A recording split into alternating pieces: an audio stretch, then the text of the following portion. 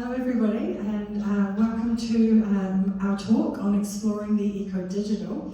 Myself and my collaborator Simon Howden have been working with plant sensing now since probably about 2016, 2017, seriously, but we were working with plants as kind of co-composers since around 2014, just with a more sort of basic method. Where we're at today is looking at the ways that you can co-compose between plants and data. So as most of you probably are aware, plants have an electrical signal coming out of them. And this is actually similar to the human body. So we're all eukaryotes, we share DNA, and both plants and the human body have an electrical signal.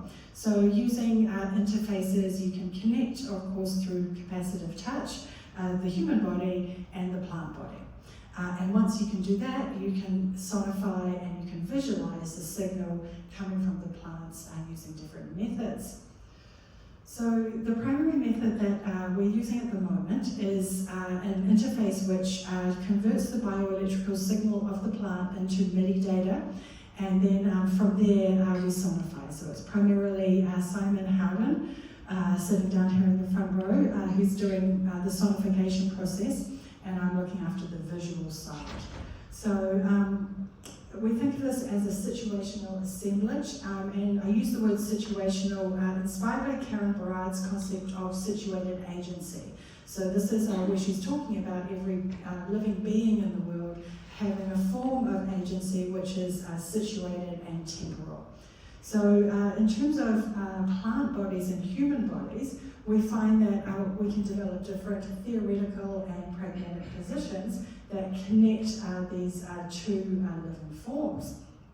So how we approached this idea initially was looking at evolutionary biology and the idea of plant communication.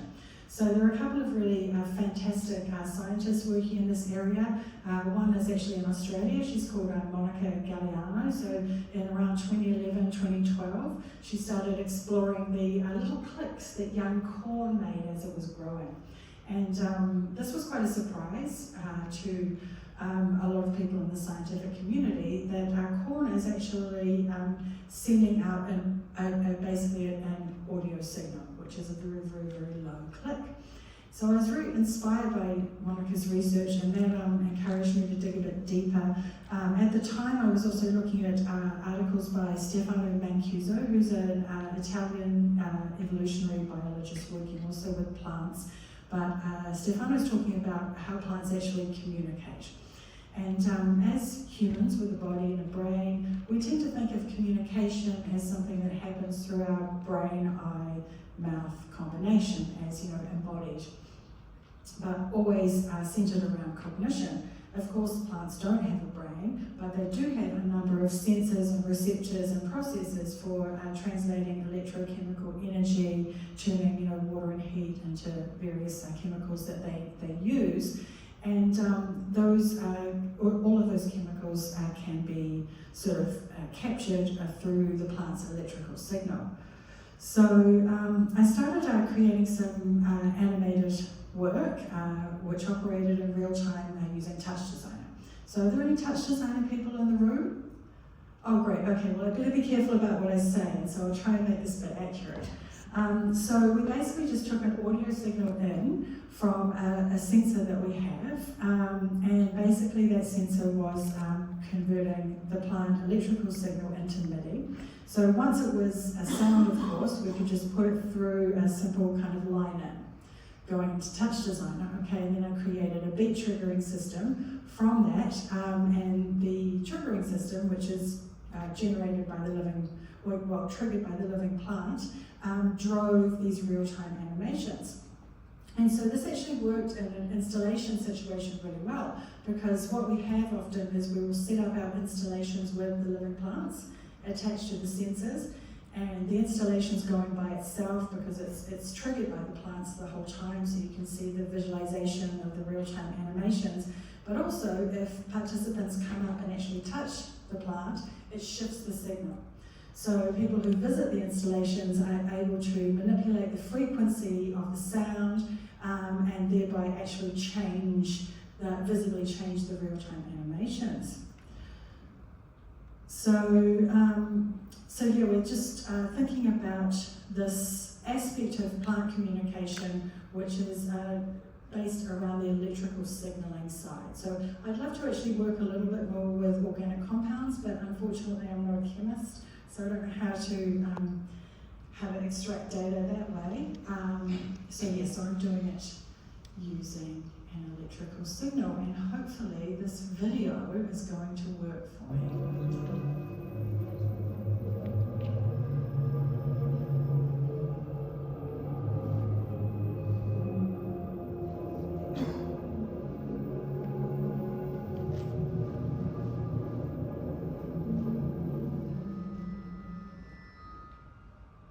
I'm Rewa Wright on behalf of UnCalculated. I'm a visual artist working with technology for the last 20 years, and at the moment I'm working with co-composers that are non-human in the form of plants and algorithms. This installation is really about composing with plants as components. So they give off the first signal in the installation. The installation runs completely just with the plant signals. We can also perform in it as the kind of human interlocutor, and participants and audience in the installation can come up and they can very gently move the plant's leaves, and they can actually shift the frequency of the signal. So in this way we can kind of get to a level of co-composition with our plant companions. So this is the signal coming out of the plant as I touch it, but it's also producing sound on its own. I created the visuals from the human side in Touch Designer, so they're triggered by the actual signal of the plant. So I have no control over the actual specific movement of the noise oscillators at this point, but I set them up in advance using the bespoke node network in Touch Designer. So it's a way that I can establish a relationship with plants, a kind of communicative relationship through artistic practice, and hopefully going beyond the human, thinking not about plants as passive machines or resources that we extract, but thinking about plants as a life form that we can have a vibrant and dynamic form of communication with.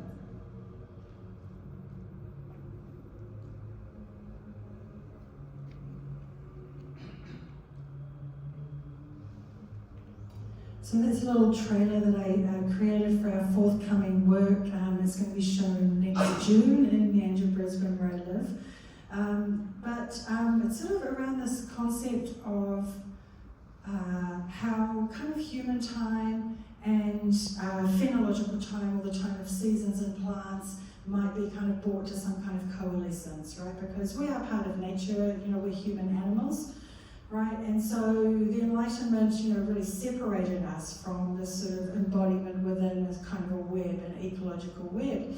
And at a time of climate change, we're in quite a critical era right now.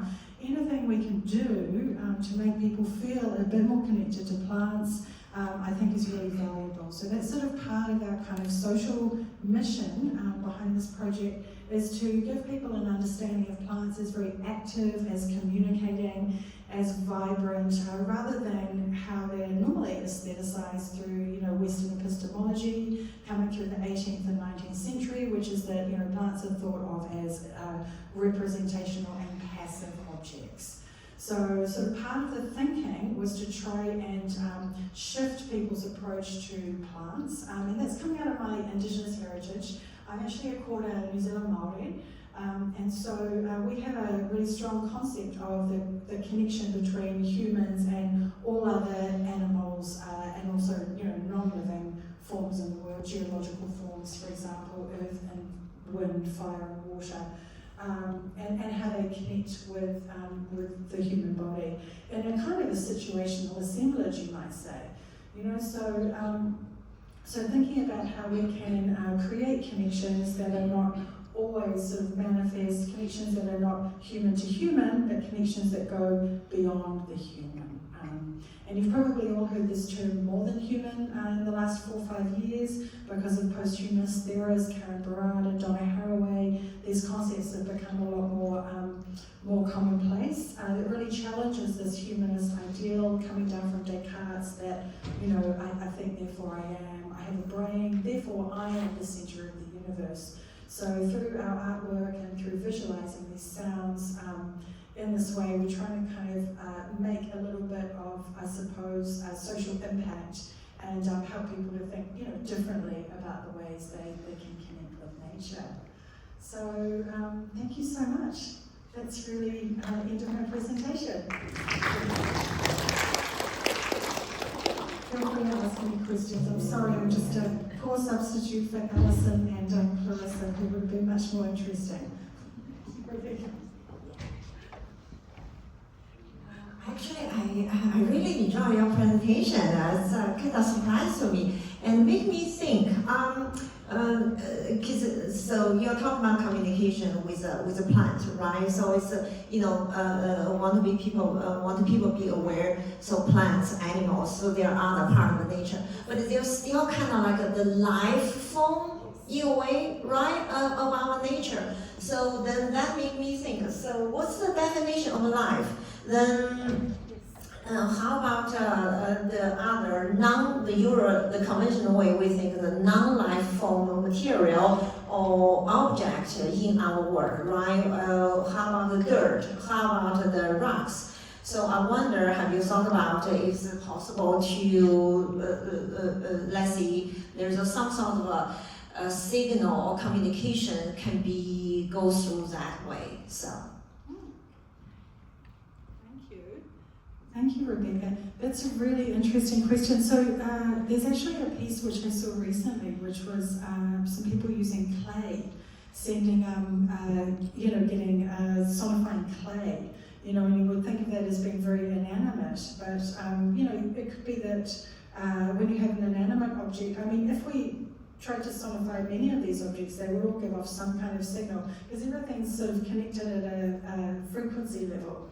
And that's one of the things that quantum physics has shown us, right? Is like right down deep, all of these like nanoparticles and subatomic particles are all deeply connected. So I think that's where this idea of sonic frequency is important, because it is actually frequencies that are kind of binding everything in the universe together. So, but it's an older idea as well. I know the Greeks were really interested in the way that sound binds together objects as well. So it's sort of a philosophical idea that's not going away. It's deepening as well with our scientific knowledge about how quantum mechanics works. So, thank you.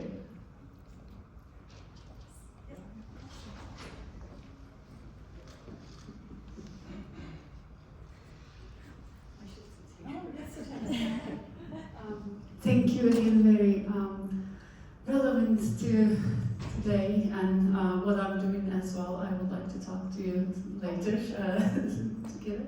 But I'm wondering, you mentioned that you have no control over what the visuals will come up. Like, where is the narrative decisions in the process? How do you, what do you want? It's not a direct translation of the electronical signals, is it electric signals? Like, where is the artistic process? Yeah. It's interesting because how I started off was I was actually doing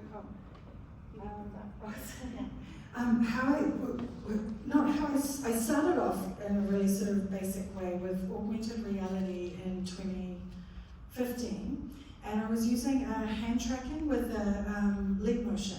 So leg motion through Unity pipeline had these sort of hands that you could actually modify the skins of, right? So modify the mesh. And so I was modifying these sort of hands and putting plant meshes on them.